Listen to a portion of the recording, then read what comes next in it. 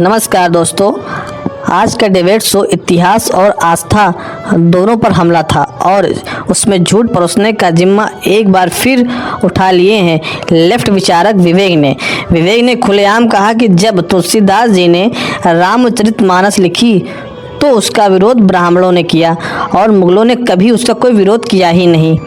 यानी वही पुराना झूठ, वही एजेंडा कि भारत की परंपरा, धर्म और संस्कृति को दोष दो और मुगल को महान बताओ और मुगल काल को फिर से महान साबित करो। लेकिन जैसे ही विवेक ने यह जहरीला तीर चलाया, सुधांशु जी ने ऐसा ऐतिहासिक, तथ्यपूर्ण और तर्क से भरा जवाब दिया कि न सिर्फ विवेक की बोलती बंद हो गई बल्कि सच्चाई की रोशनी में उनका झूठ जलकर राख हो गया। इस वीडियो में आप देखेंगे कि किस तरह उनकी असली चेहरा सामने आया और किस तरह वामपंथी सोच हमारे इतिहास को तोड़ मोड़ कर पेश करती है और कैसे सुधांशु जी ने एक एक तर्क से उस झूठ की ईंट से ईंट बजा डाली। चलिए शुरू करते हैं। आपकी तबीयत तो सबसे ज्यादा खराब हो रही होगी जी। लेकिन मैं भी कुछ सबूत यहाँ पर लाई हूँ और ये उन्हीं का डॉक्यूमेंटेड है। वैसे हमेशा कहा जाता है, एक सेकंड विवेक जी को दिखा दीजिए, हमेशा कहा जाता है कि इतिहास जो ताकतवर होता है, जो विजेता होता है, वही लिखता है। मैं बाबरनामा आपके सामने कोट कर रही हूँ जिसमें साफ साफ लिखा हुआ है, he transformed a Hindu temple into a mosque in Sambhal. मंदिर जो संभल में था, क्योंकि इससे पहले आईने अकबरी में लिखा हुआ था कि भगवान विष्णु के 10वें अवतार वहीं पर आएंगे, तो संभल में उस मंदिर को तोड़कर मस्जिद। उसके बाद आ जाइए मासरे आलमगिरी पर, जिसमें उन्होंने काशी विश्वनाथ पर खूब पीठ थपथपाई है, अपने खुद ही लिखा है कि हाँ हमने मंदिर तोड़ा है ना।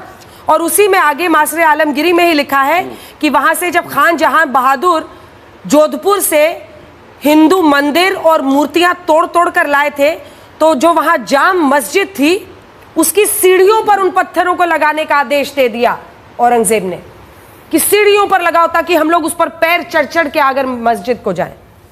ये सबको बंद कर दे, कालीन के अंदर घुसा दे, ये सच्चाई ना बताएं, वही बताएं जो वाम विचारधारा ने थोपा देश पर मुगलों को लेकर। Good question. जो हमने बताया वही सच है, जो हमने लिखवाया वही सच है, जो हमने पढ़ाया वही सही है। यहाँ एजेंडा ऑफ हेटरेड चल रहा है। इनसे पूछिए, यहाँ बैठे हैं कि हल्दी घाटी के युद्ध में अकबर की तरफ से लड़ने गया कौन था? अकबर गया था कि राजा मान सिंह गए थे? पूरा का पूरा 99% राजपूताना किसके साथ था? अकबर के साथ था। हम नहीं कह रहे कि महाराणा प्रताप को आप क्रिटिसाइज करें, वो एक महान राजा अपनी जगह पे थे, लेकिन आपको ये मानना पड़ेगा कि राजपूताना तो मुगलों के साथ था, अकबर के साथ था, रिश्तेदारियां भी थी। आपको ये मानना पड़ेगा कि दीन इलाही बनाया गया इसलिए कि हिंदुइज्म, जैनिज्म, बुद्धिज्म, इस्लाम के अच्छे पॉइंट लिखे जाएं। खाओ मां कसम। मुल्ला मौलवियों को बर्खास्त किया गया अकबर के कोर्ट से क्योंकि वो एक सेकुलर राजा था। यह आपको मानना पड़ेगा। आपको मानना पड़ेगा कि अकबर के कार्यकाल में तो विवेक जी सेक्युलर विचारधारा, जो अकबर की सेक्युलर विचारधारा था, सुनिए ना, एक काउंटर क्वेश्चन है। सेक्युलर विचारधारा कहती है कि 30,000 आम लोगों का नरसंहार कर दो और फिर विक्ट्री संदेश दो कि काफिरों को हमने मार दिया। और देखिए उस किताब में लिखा है कि पॉलिटिकल स्ट्रैटेजी के तहत उन्होंने आसपास के राजपूताना जो रियासतें थी उसमें वहां पर शादियां भी की और उसको कंसोलिडेट किया। तो उसका जो एक अकबर का शुरू का फेज था और बाद का फेज था, जजिया भी उसने खत्म किया। ये सब लिखा है। हाँ जी जी जी जी नहीं, गलत लिखा है। सच्चाई मैं बता देता हूं आपको। शेर शाह सूरी ने जब दिल्ली की सल्तनत से हुमायूं को बर्खास्त किया और कब्जा किया दिल्ली पे, तो हुमायूं अपने मित्र अमरकोट की रियासत जो आज पाकिस्तान में है, जिसमें सोडा डायनेस्टी है राजपूतों की, वहां जाके शरण ली और सोडा महाराज ने लिख दिया शेर शाह सूरी को, यहां आना मत, हुमायूं मेरा दोस्त है। झूठ बोलो, बार बार झूठ बोलो। और जब शेरशाह सूरी नहीं रहे तो राजपूतों की फौज ने ले जाकर के हुमायूं को वापस दिल्ली की सल्तनत में बिठवाया। असलियत में राजपूत ही रूल कर रहे थे और मुगल सिर्फ एक चेहरा थे। अकबर की हिम्मत नहीं थी कभी कि वो महान राजपूत राजाओं के सामने जाए। और आप कहां थे ज्ञानी बाबा? राजपूत उसके साथ थे। महाराणा प्रताप से नहीं बनी, युद्ध हुआ, दोनों महान राजा थे, इसमें कोई दो गुरेज नहीं है। जब उसी कार्यकाल में गोस्वामी तुलसीदास ने रचना करी रामचरितमानस की, तो आपको क्या लगता है रोका गया? किसने रोका गोस्वामी तुलसीदास को? ब्राह्मणों ने, क्योंकि उन्होंने कहा कि जिस भाषा में तुम रचना कर रहे हो हमको एक्सेप्टेबल नहीं है। अरे कीड़े पड़े तुम्हारे मुंह में। राजा अच्छा होता है, राजा बुरा होता है, वो राजा होता है। उसको धर्म से जोड़ करके कहना कि everything about Islam and Muslim rulers is bad. यह सैफ्रनाइजेशन, संघीकरण है इतिहास का, और इसकी मुखालिफत होनी चाहिए। यह गलत है। हम सत्ता में आएंगे तो सबको बदला जाएगा, और जो सही इतिहास है वही पढ़ाया जाएगा, और वही पढ़ाया जाना चाहिए। इस मुल्क में आप करना क्या चाहते हैं कि लड़ाई लड़े, लोग सड़कों पे उतर जाए दूसरे के खिलाफ? चाहते क्या है? लेफ्ट वालों की तो अजब गति है। लेफ्ट वाले जिस जिस देश में सत्ता में रहे तोप लगा के मस्जिदें उड़ाई। चाइना से लेके, चेकोस्लोवाकिया से लेके, रूस से लेके उज्बेकिस्तान, आज भी चाइना में न मुसलमान दाढ़ी रख सकता है, न पब्लिकली टोपी रख सकता, न पब्लिकली नमाज पढ़ सकता है, मस्जिदों के ऊपर गुंबद नहीं हो सकते। और देखिए यहां कैसे 6-6 गज की जबान निकाल के आके बोलने लगते हैं। वो एक राजनीतिक पक्ष है, पर मैं एक फैक्चुअल बात भी करना चाहता हूं। ये इन्होंने कहा दीन इलाही, अरे दीन इलाही को तो इस्लाम ने खारिज कर दिया था। मौलवियों का फतवा था, आज कहां है दीन इलाही? और किस मौलवी को बर्खास्त किया था? आके हवा बोलने लगते हैं। मैं आपके दर्शकों के सामने एक फैक्ट रखता हूं।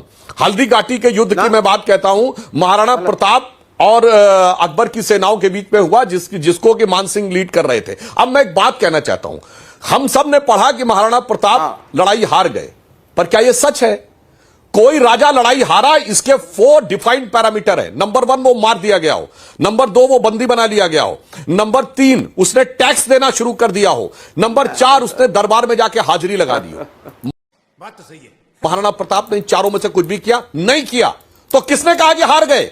ये इसके लिए वीएस नायपॉल ने कहा, जैसे इनके दिमाग से निकला, उन्होंने कहा दुनिया में कहीं भी लड़ाई होती है, दो राजा लड़ते हैं, वो देश एक कोई महान मानता है, पर भारत अजीब है। यहां की टेक्स्ट बुक में अकबर महान है और जनता के बीच में महाराणा प्रताप महान है। और मैं ये भी कहना चाहता हूं मेरे भाई, जब आप रामचरितमानस पर भी पूछ रहे हैं सुधांशु जी, कहना चाहता हूं, आलोक शर्मा जी बोले, वो कह रहे तुलसीदास जी ने रामचरितमानस कैसे लिखी? अरे इतने सारे प्रश्न है आपका। सुनिए सारी बातें बता रहा हूं। तुलसीदास ने रामचरितमानस जो लिखी, वो तो उसका अकबर से क्या लेना देना है मेरे भाई? आप कहां से बीच में आ गए? अब मैं दूसरी बात पे एक फैक्ट कहना चाहता हूं, सुनिए। 1991 में और मैं दर्शकों से मैं कहना चाहता हूं, जाके इस बात को चेक, भाई क्या तरीका है बीच में डिस्टर्ब करने का? 75 का क्वेश्चन है और 20 मिनट का प्रोग्राम है, 30-35 मिनट का, और ये एक चीज का फैक्ट नहीं कोट कर रहा हूं, फैक्ट कोट कर रहा हूं। 1991 में प्लेसेस ऑफ वर्शिप एक्ट आया, अभी आलोक शर्मा जी बोल रहे थे। दर्शकों से कहता हूं जाके चेक करिए, देश की अर्थव्यवस्था ध्वस्त, महंगाई 17.5%, बेरोजगारी प्रचंड, 2 बार रुपये का devaluation, foreign exchange reserve 1 billion से कम, सोना गिरवी रखा गया, और उस समय इनको प्लेसेस ऑफ वर्शिप एक्ट ध्यान आ रहा था। आज आके भाषण देते विकास की बात करो। मैं कहना चाहता हूं, उस सबसे बुरे दौर में, आजादी के बाद की अर्थव्यवस्था में, इनको सांप्रदायिक राजनीति सूझ रही थी। मगर चिंता मत करिए, भगवान की लीला देखिए। जब बाबरी मस्जिद थी तो foreign exchange reserve less than 1 billion था। जब बाबरी मस्जिद का, और वो 100 बिलियन पहुंचा अटल जी की सरकार में, 500 बिलियन पहुंचा मोदी 1 में। जिस समय जजमेंट आया 2019 में, तब 500 बिलियन, और जब मंदिर बना तो 650 बिलियन। जा पर कृपा राम की होई, ता पर कृपा करे सब कोई। और मैं लास्ट में कहना चाहता हूं, जो आप लोगों ने इतिहास लिखा, जिस प्रकार के झूठे इतिहास लिखे, अरे सब आज की हकीकत छोड़िए। मैंने कहा एक हिंदू राजा बताइए जिसने मस्जिदें तोड़ी हो, मगर कितने ही मुस्लिम राजाओं के ऑफिशियल रिकॉर्ड है। और आज बामियान बुद्धा 2001 में तोड़ा गया था अफगानिस्तान में। शारदा देवी का मंदिर पीओके में आज टूटा हुआ दिखाई पड़ता है। आज तमिलनाडु के कोलत्तूर गांव में, पेरम्बूर जिले में 70% मुस्लिम हो गए, तो कहते हैं अब मंदिर में घंटा बजना बंद हो जाना चाहिए। तमिलनाडु की सरकार आगे आके झुक जाती है।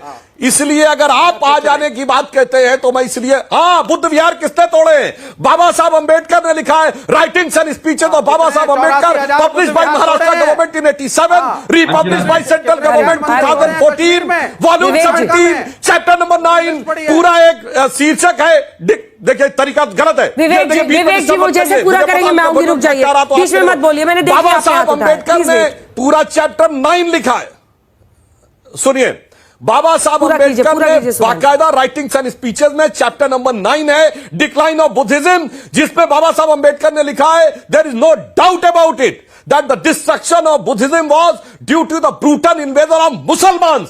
मैं page number 1 chapter number 9, Baba Saheb Ambedkar writings and speeches, volume 17। Vivek Srivastava ji आए बाएं साएं मत बोलिए, बाबा साहब अंबेडकर को मैंने कोट किया है। हवा में मत बोलिए। इसीलिए मैं कहना चाहता हूं, आप लोगों ने जो इतिहास लिखा, आज देश की धरती से वो शक्ति उठी है जिसने उस इतिहास को हैसियत तक पहुंचा दिया, जिसे मैं एक पंक्ति में कहूंगा, हटा दो ये इतिहास झूठे तुम्हारे। तुमने महाराणा प्रताप के लिए ये लिखा, फेनेटिक पैट्रियट। तुमने शिवाजी के लिए लिखा, ही हैज लूटेड सूरत। तो मैं कहना चाहता हूं, हटा दो ये इतिहास झूठे तुम्हारे। यहां जर्रे जर्रे पे सच है लिखा रे। जो कोई किताबें न बानी कहेगी तो ये माटी सभी की कहानी कहेगी। और उस माटी से उठकर वो शक्ति आई है जिसने गुलामी की मानसिकता को अब हटाना शुरू किया है। अब मैं इनको सारों चैलेंज करके कहता हूं, मैंने एक फैक्ट गलत बोला हो तो बता दें, और सारे दर्शकों से कहता हूं। दोस्तों, आपने डिबेट में देखा कि लेफ्ट विचारक विवेक श्रीवास्तव कह रहे हैं कि मुगल ने तुलसीदास और रामचरितमानस का विरोध नहीं किया। यह सरासर झूठ है और वो भ्रम फैला रहे हैं। तुलसीदास जी को गिरफ्तार किया गया था। दास को अकबर के शासनकाल में रामकथा सुनाने से रोका गया और उन्हें हिरासत में भी लिया गया।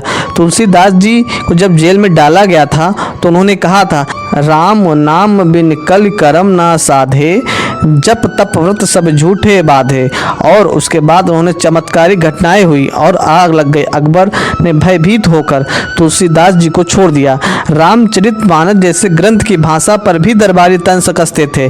फारसी भाषा के समर्थक मुगल दरबार में हिंदी, अवधी जैसे लोक भाषाओं को नीचा माना करते थे। राम नाम और भक्ति पर आधारित ग्रंथ उन्हें सत्ता के लिए खतरा लगता था। यही औरंगजेब ने तो मंदिर तोड़े, काशी विश्वनाथ, अयोध्या के मंदिर पर प्रहार किए। वह राम को कभी स्वीकार नहीं करता था। ऐसे में तुलसीदास का राम भक्त आंदोलन मुगलों की एक धर्म, एक भाषा, एक दरबार नीति के खिलाफ था। रामचरितमानस ने जो किया वह तलवार नहीं कर सकी। यही कारण था कि मुगल सत्ता को सबसे बड़ा डर राम नाम से ही था और लेफ्ट वालों को आज भी वही डर सता रहा है। अगर मुगलों को रामचरितमानस से कोई दिक्कत नहीं थी तो फिर तुलसीदास जी को जेल में क्यों भेजा गया? वो तो राम भक्त थे जिससे मानस को जिंदा रखा। तो दोस्तों, यह वीडियो कैसी लगी आप सबको? लाइक करें और सब्सक्राइब करें। जय श्री राम।